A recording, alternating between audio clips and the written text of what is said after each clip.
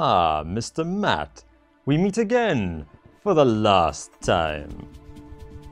The last? We've only just started the second season.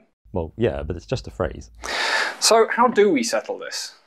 A fight to the death. What about a nice game of Codenames? Ah, good suggestion. Come on.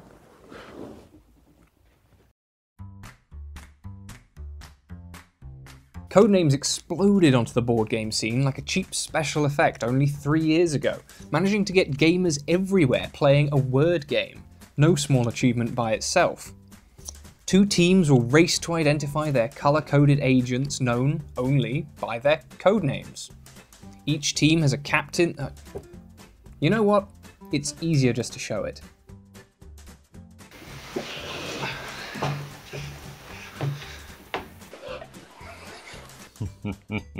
This should be easy. Do you not expect me to win? No, Mr. Matt, I expect you to die. I mean, lose. The clue card shows the captains which words in the grid are their agents and which are their opponents, as well as some neutrals and the assassin. Don't pick the assassin. Venice, 2. Ha! A 2! Now their teammate must try to figure out which of the codenames are associated with the clue word. What has Venice got to do with any of these? Ah, of course, the helicopter fight. Guessing right lets you guess again. And then was it Olive? Ah, no, that was Rome. Unfortunately, getting a neutral word ends your team's go. Oh well, your turn, Robin. Haha, yes. Time to finish this. Nidificate. 8. Come again? Nidificate. Whoops. Guessing an opponent's word both ends your turn and gets the enemy closer to winning.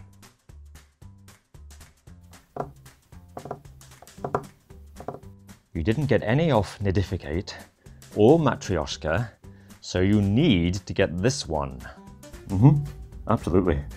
Harbourage. 7. I don't know! Did I get it right? That's the assassin! Don't pick the assassin. Winner! We in Greater do not tolerate failure.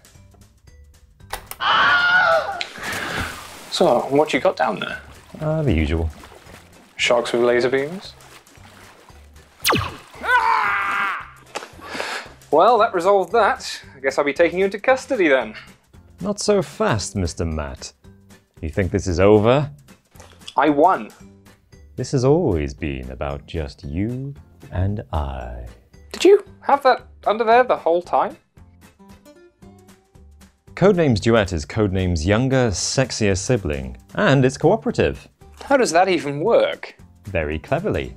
Both sides now get the chance to give and receive clues, and both sides win or lose together. Are you just trying to take me down with you? Would I do a thing like that? You now have a double-sided solution card, but neither side is complete, so you each know some words the other one doesn't know. This makes for some interesting subtleties. For example, I know we share 3 words. They show as green for both of us, so I'm slightly more likely to guess towards my own words until we find them all, and then I know to stay away from mine. Good God! There are 3 assassins on this!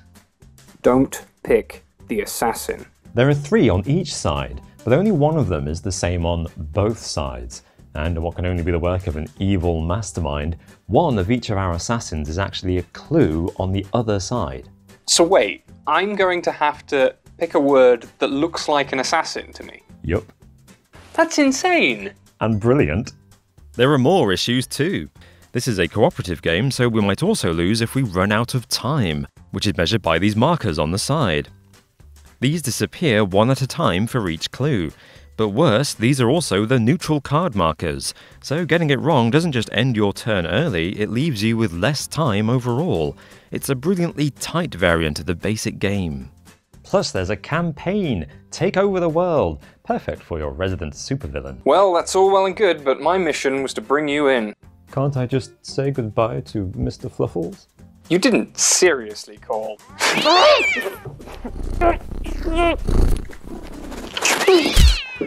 Whoa! Oh dear, oh dear. Should have kept your eyes peeled for my little trap. What have you done with Mr. Fluffles? I know how to handle a little pussy.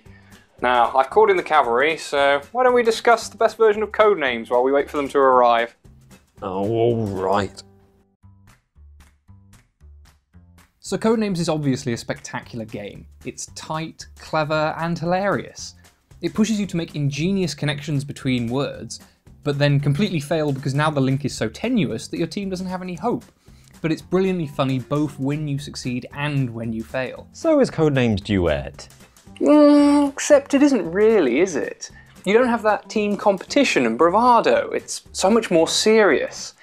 You're racing against the game and you only have yourselves to blame if you make a mistake. But taking things seriously isn't necessarily a bad thing, especially when it's so much more focused on the puzzle. By approaching the game with some seriousness, Duet offers you something special. Mastery. The basic game is hard, but by the time you and your partner have conquered the world, you'll be exceptional. It even solves some of Codenames' minor problems, like the times you're waiting around for players to give clues, or those occasions when no one wants to be captain. Yeah, by making everyone take a turn being captain. Yeah, but then the weaker captains are compensated for by the other players. In basic Codenames, the team's just screwed. Well, theoretically. But so much of the brilliance of the game is in how it gets easier to give clues as the board fills up. There's a sort of catch-up mechanic in there. And thanks to the assassin, you're never completely out of the game. I've never seen it go as wrong as you're suggesting. Fair enough. Could you own both? Yeah, I think you could. Codenames only really works with more than 4 players, whereas Codenames Duet excels at 2. So, mathematically, Codenames provides more entertainment for more people, and so therefore it's better? That doesn't make sense. Well, how are we going to choose? One provides laughter and entertainment for a crowd. And the other provides a challenge to master over repeated plays. I know how we can choose. Haha, decision made. Ah yes, but Robin, you've forgotten one very important thing. What's that? Where you're sitting.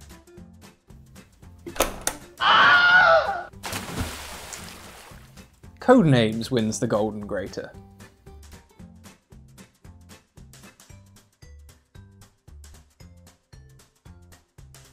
We're back! Woo! Season 2! It is good to be back. So good. Thank you for watching Codenames vs Codenames Duet. Codenames won, but that's because it's a piddle of a game. Next week we'll be looking at something much harder, much bigger, so much more complex. Don't worry, it's Twilight Struggle versus Labyrinth. Ooh. As always, thanks for watching, guys, and if you enjoyed this video, don't forget to like, subscribe, share with your friends, click the bell icon so you get updates with all our latest videos, and if you want to see more, then click on screen right now. Just one or two of those will do. Oh.